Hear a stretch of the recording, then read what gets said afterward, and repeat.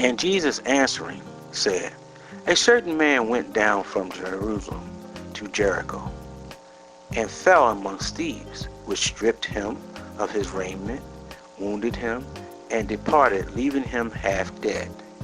And by chance there came down a certain priest that way, and when he saw him, he passed by on the other side. Half dead. If we got to understand, and people heard this sermon so much in the past, like the Good Samaritan, and this scripture is talking about the Good Samaritan. How the Samaritan came down and helped the man out. But let's stop. We ran past two important verses. How he got that way. I used to think that, when he was walking down this road, a traveler coming down the road, that the thieves jumped on top of him. But if you read the scripture, the Bible said he fell around thieves. Not that they jump him, he fell amongst thieves. Be careful who you fall around. Be very careful when you mess up, who you mess up around. Because if you mess up around the wrong people, they're going to steal your character. The Bible said you're going to fall. A good man will fall several times. It don't matter how you fall if you get back up. But be careful, because he fell, he was vulnerable. So when they saw him fall, first thing they did is they stripped him. They exposed him. When you fall, folk going to expose you. Folk going to say, tell your business, let you know what happened, how you felt. Oh, girl, I told you he wasn't no God. And you know what else he did? And you know what else she done? Be careful who you fall around, because everybody fall. But don't fall among thieves who trying to steal your name and your character, because they will strip you of your name, they will strip you of your character, they will strip you soon you do something wrong. Yes, sir. That's why I don't throw stones at every preacher that mess up, because they fell. And we all born in sin, shaped in iniquity. It's easy to fall in anything. Everybody got a weakness except Jesus. But that mean he wasn't tempted. So they stripped him. And when they stripped him of everything and took his clothing, then after they stripped you, you know what? You become wounded. They say that the scriptures say they stripped him and wounded him. After they strip you dry, they break your heart. The folk that you would think wouldn't do, will do. And you wound after you've been going. Think of all the things that you've been through and folk hurt you. First thing they do, they fell. You know what they got in, caught up in? Yeah, girl, I thought she supposed to be Sister Hightower, supposed to be saved. But guess what? She's so. And she did this. And you know what else? I heard she's doing this. Then they strip you. And then when you walk by and hear the person talking about you, you become wounded. It wounds you. You leave the church. You don't want to deal with people no more. I don't believe, church folk are hypocrites. You are absolutely correct. Yes, they are. Everybody a hypocrite. That's why I tell folk, don't tell me about somebody else when the Bible says, judge not, unless you be met with the same judgment. How are you going to react in the same way? Because it will meet you. Are you going to be strong enough, or are you going to be weak? Are you going to be tough enough, or are you going to go down? That's why I don't throw no stones at nobody. Girl, you know what? She want to get herself together. Look what she falling to. Look at she messing around. You don't know what they're going through. But let that same man pull you up. And you, at least she trying to say no, you won't say no to nothing. That's right. Let you be addicted. You be OD, at least they can handle some of it. Your first puff, you all hooked up in rehab. At least it took them 5 years to get there. See, you don't know your strength or weak in any area. Yeah, you may be strong over here, but weak over there. Then they stripped him. And they left him for dead. You ever been left for dead? When folk, you were on your way on a journey, and folk will strip you and leave you for dead. Have you ever felt, just imagine this man got beat up, stripped butt naked in the hot sun, and you seen your life going out. Just imagine, and nobody will help you. Then all of a sudden they said 3 people came by. They first said a Levite, a countryman, walked right by him and looked at him. Now come on, you got your own countryman, your black race, black power, Black Lives Matter.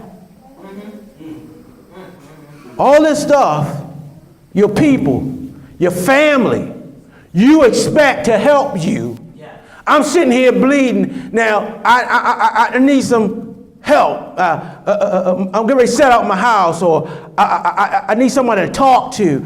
And I'll go to my family, and they just walk by. Won't pick up your phone call. Won't give you the time of day.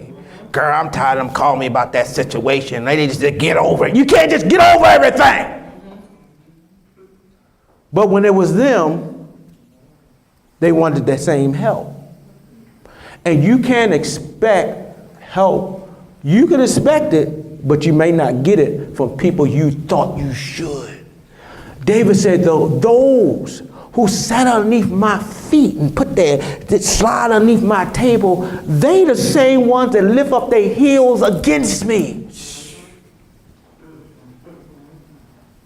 Don't expect your own family members to help you out, your own country people, your own race to help you. They will walk on by. Dun, dun, dun, dun, dun, dun. Walk right by you.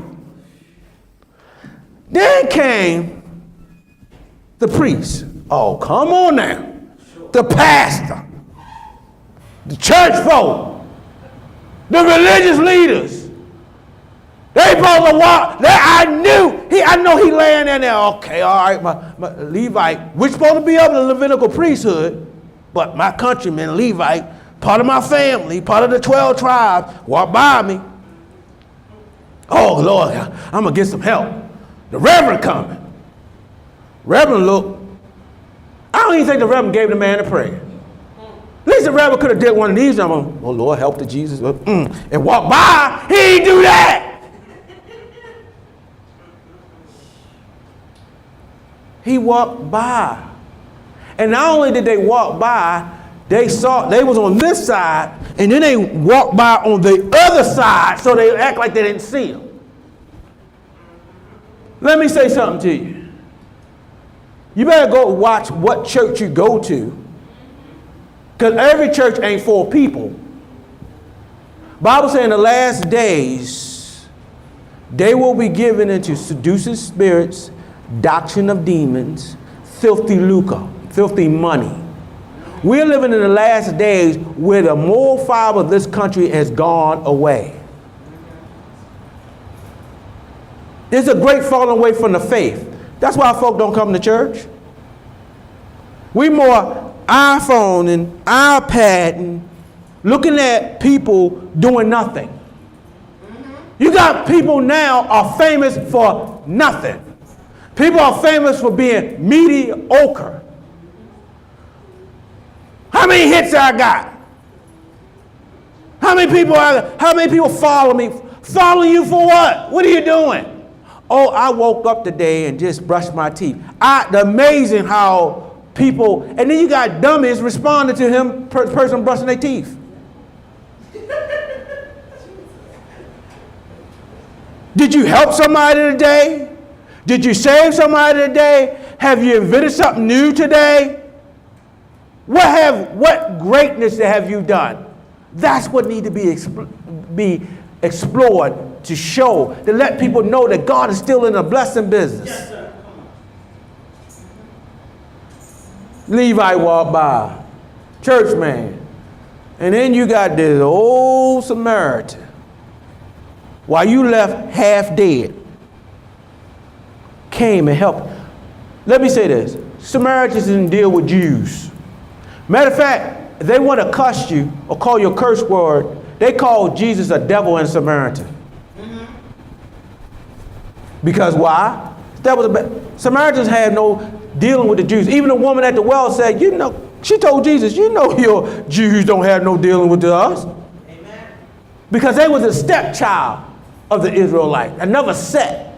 So they didn't believe, you know, they accepted Abraham as their father too.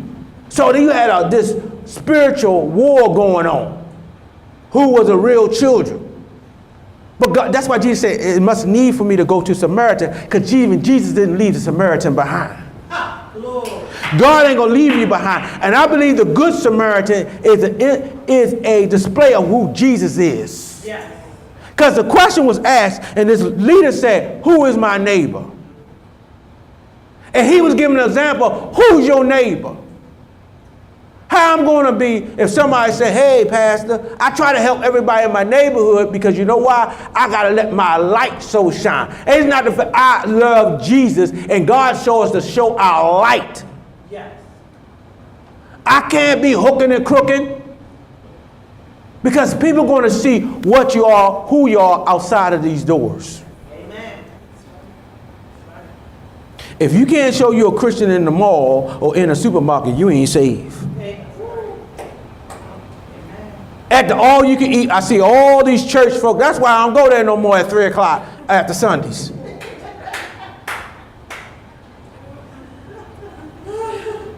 You know you ain't got two niggas robbed together. Oh, the spoon it's dirty. Can I have a hot water? It's $9.99. That's all. You don't get your spoon clean. You go through the dishwasher and it's gonna leave spots. Because it's $9.99. All you can eat. They give you your drink. You go to the trough, put your food in, and you sit down. They sitting there with a big polyester suits, church hat, and picking like they at a $50, $60 restaurant. If you're paying $50 a plate, yes, you complain that your spoon supposed to be shining and Calgon. If you get $9.99, you get what you get for $9.99. If you want better, then pay for it.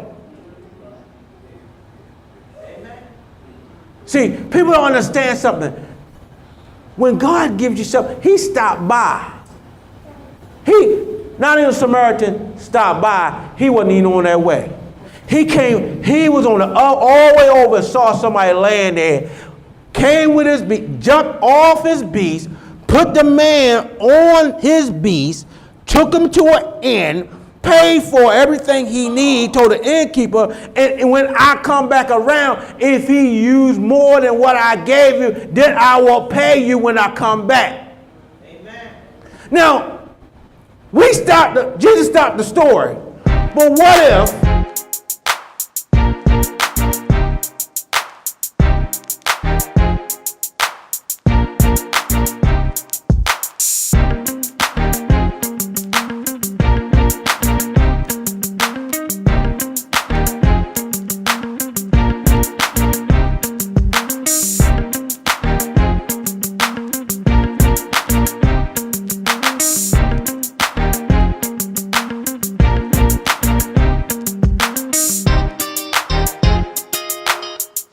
the man left, took up a bill, and gone.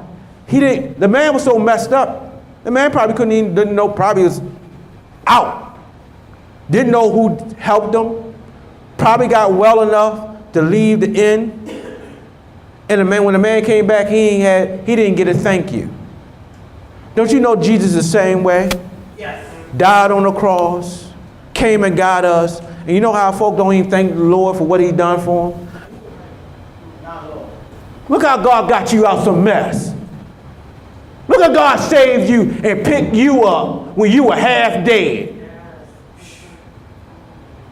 I don't know how many of y'all been half dead. But sometimes people say, well, what do you mean? Physically? No. Not just physically, mentally. When you feel like you ain't gonna make it. Have you ever got, I ain't gonna make it mode? Amen. Then you felt like Batman, I ain't gonna get out of this one. Sometimes I got to a place where I felt like I'm not gonna get out of this one. The devil got me. I'm gonna lose everything I got. But God will come back and will pick you up when folks scandalize your name, stripped you down, I told you they ain't gonna make it. But the devil is a lie. Yes, he is. You got some folk will talk about you right now till I knew they was gonna fail.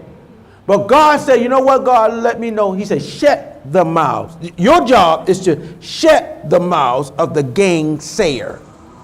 Those who are going to use your calamity against you. See, sometimes y'all, your best motivation is when they say you ain't gonna make it. Thank you. And you know what? I felt so bad when we left our old church. And I felt like I was half dead. Relationship, marriage busted up, building gone, I'm broke, going backwards in ministry. I felt so dead. I felt like I was laying there mentally bleeding. Like, God, I don't know. I thought I was going to lose everything. But God said, you know, I got you here. If I